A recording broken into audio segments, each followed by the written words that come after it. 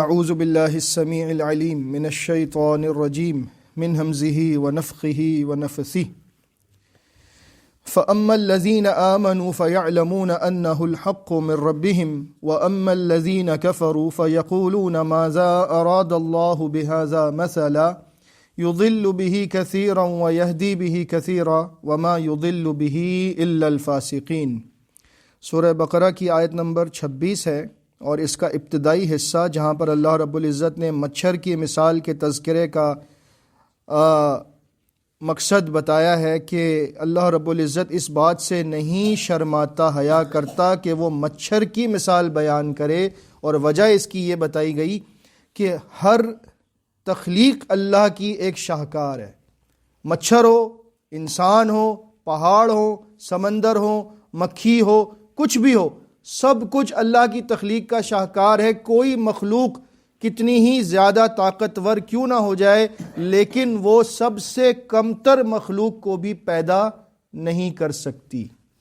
اللہ کے علاوہ کوئی خالق نہیں ہے، اور اسی لیے اللہ رب العزت کے لیے مچھر کی مثال بیان کرنا یا اس سے بڑی یا اس سے چھوٹی چیز کی مثال بیان کرنا، اسے یہ بات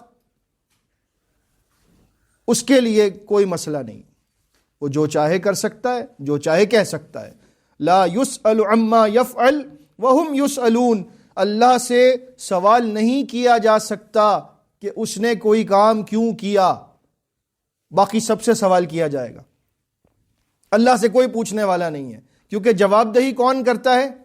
جو آپ سے اوپر ہوتا ہے، وہ جواب دہی کرتا ہے کہ ایسا کیوں کیا۔ اللہ رب العزت تو تمام سے بالا تر ہے، سبحان اللہ رب العرش العظیم، وہ تو رب عرش عظیم ہے، اس سے کون سوال کر سکتا ہے؟ لہٰذا وہ جو چاہے مثال بیان کرے۔ اس پر کل بات ہو چکی ہے، اب ہم اس پر آگے بڑھتے ہیں۔ تو فرمایا، رہے وہ لوگ جو ایمان لائے تو وہ یہ جان چکے ہیں، یہ جان لیتے ہیں کہ یہ ان کے رب کی طرف سے حق ہے۔ اب یہاں پر الفاظ کا چناؤ بڑا ہی زبردست ہے۔ اللہ رب العزت نے یہ بات بتائی ہے کہ مثال بیان جب کی گئی ہے، عام بندوں کی سمجھ میں آئے یا نہ آئے، ایمان والوں کا طرز عمل اور ایمان والوں کا جملہ تو بس یہی ہوتا ہے کہ یہ ہمارے رب کی طرف سے حق ہے۔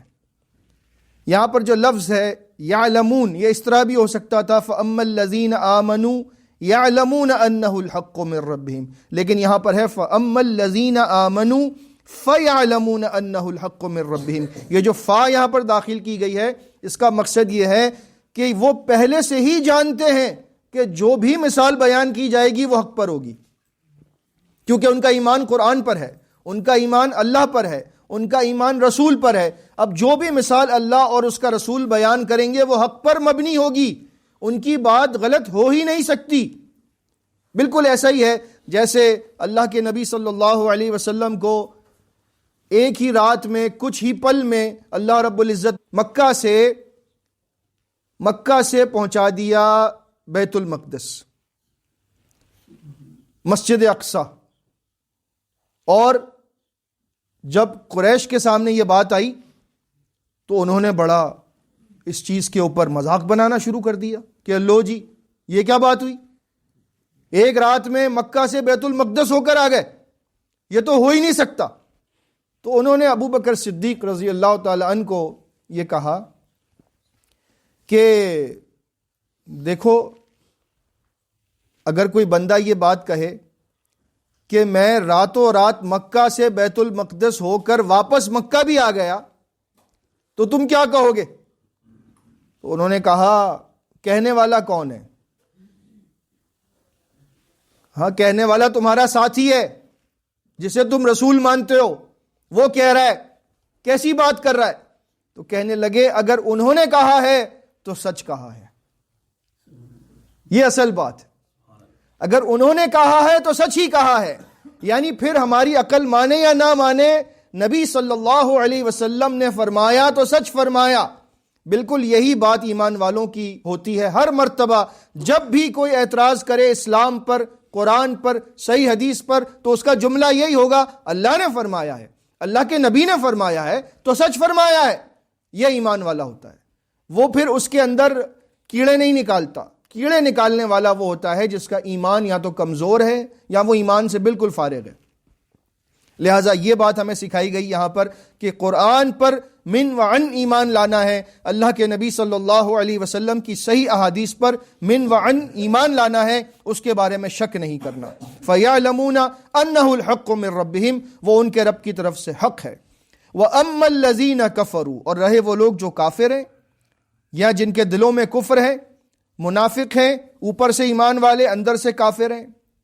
فَيَقُولُونَ، تو ان کی تو ہمیشہ یہی بات رہتی ہے، ماذا اراد اللہ بہذا مثلا، یہ جو بات بیان کی گئی ہے اس سے اللہ کا کیا مثال دینے کا ارادہ ہے، اس کی کیا ضرورت تھی، یہ کوئی مثالیں دینے والی. اللہ رب العزت عرش عظیم کا رب اور مکھی کی مثال دے رہا ہے، مکڑی کی مثال دے رہا ہے، گدھے کی مثال دے رہا ہے، کتے کی مثال دے رہا ہے. یہ ساری مثالیں قرآن میں موجود ہیں. الحمدللہ ایمان والا کیا سوچے گا؟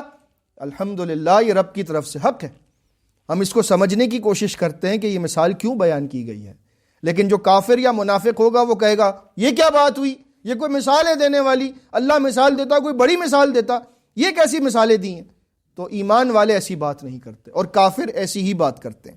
آپ کو اپنے معاشرے میں ایسے بہت سارے لوگ ملیں گے، وہ ایسی باتیں، وہ اسلام کو مانتے ہیں بظاہر، لیکن ان کا کام یہی ہوتا ہے کہ وہ قرآن کی باتوں کے اندر اعتراضات نکال کر آپ کو دیتے ہیں.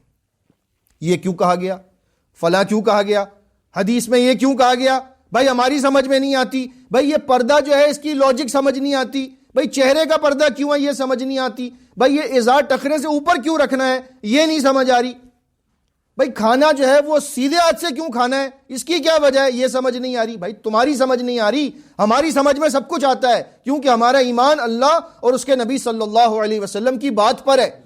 جو بات ہوگی ہم مانیں گے انشاءاللہ، سمجھ میں آئے یا نہ آئے. اور جس کی سمجھ میں نہیں آ رہا اس کا مطلب اپنے ایمان کی وہ جانچ پڑتال کرے کہ وہ کہاں کھڑا ہے، منافقوں کی صف میں کھڑا ہے یا ایمان والوں کی صف میں کھڑا ہے.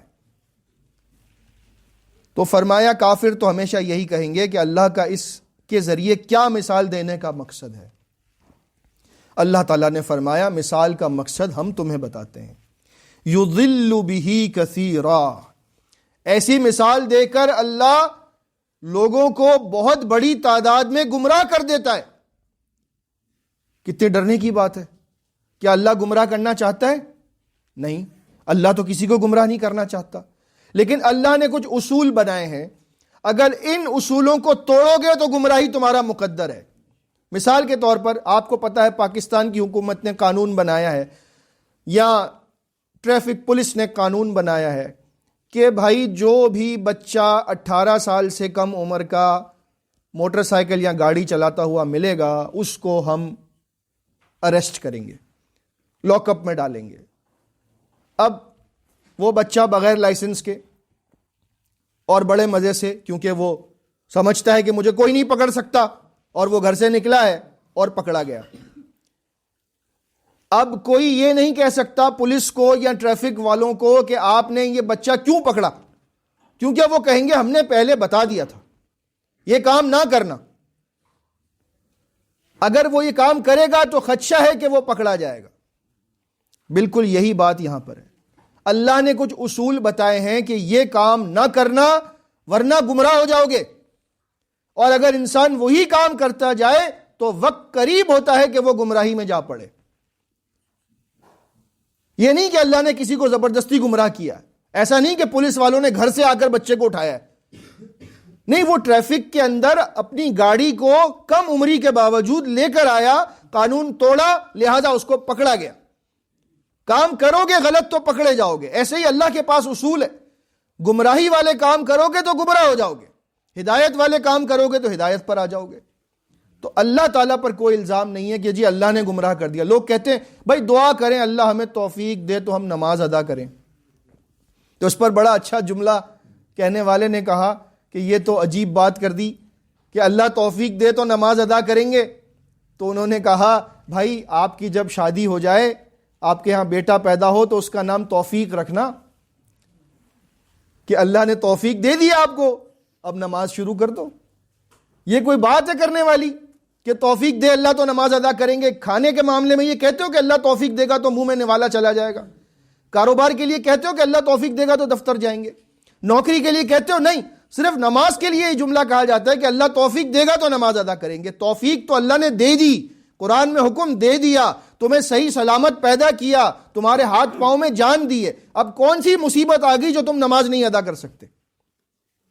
تو خود اپنے اندر انسان کو تبدیلی پیدا کرنی پڑتی ہے, پھر وہ جا کر عمل کرتا ہے, ہدایت والے کام کرتا ہے. اور اللہ نے فرمایا وَيَهْدِي بِهِ كَثِيرًا, اور اللہ بہت سے لوگوں کو اس قرآن کے ذریعے, ان مثالوں کے ذریعے ہدایت پر لاتا ہے. بہت سے لوگ ایسی باتیں سن کر اچانک ان کے دل پر ایسا اثر ہوتا ہے اس بات کا کہ وہ فوراً ہدایت پر آ جاتے ہیں, کیونکہ ان کی تلاش یہی ہوتی ہے کہ ہمیں ہدایت مل جائے. ان الذین جاہدوا فینا لنہدینہم سبلنا, سورہ عنکبوت کی آخری آیت میں اللہ نے فرمایا جو لوگ ہمارے راستے میں کوشش کرتے ہیں ہم انہیں اپنا راستہ ضرور دکھا دیتے ہیں. کوشش کرنی پڑتی ہے, ہدایت مل جاتی ہے. اور اگر آپ کی کوشش گمراہی والے کاموں کی ہے تو گمراہی ملے گی. اللہ پر کوئی الزام نہیں ہے کہ اللہ نے گمراہ کر دیا. اللہ کسی کو گمراہ نہیں کرنا چاہتا. اللہ تو سب کو معاف کرنا چاہتا ہے. وہ تو غفور ہے, رحیم ہے, رؤوف ہے.